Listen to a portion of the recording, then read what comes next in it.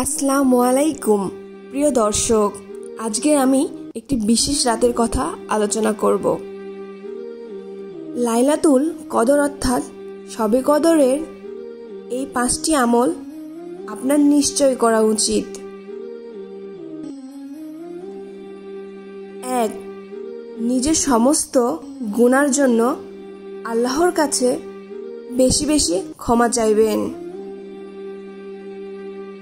2. বেশি বেশি দোয়া করবেন। লাইলাতুল কদরের রাতে আল্লাহ তাআলা দোয়া কবুল করেন।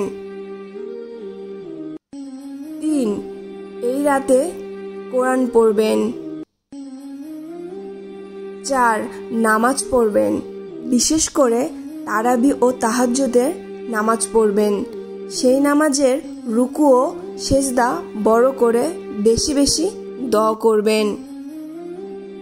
5. সাদকা করবেন। লাইলাতুল কদরের রাত হাজার মাসের চেয়েও উত্তম, তাই এ রাতে যদি আপনি দান সাদকা করেন তাহলে এই সওয়াব হাজার মাসের সাদকা করার মতো পাবেন। সুবহানাল্লাহ।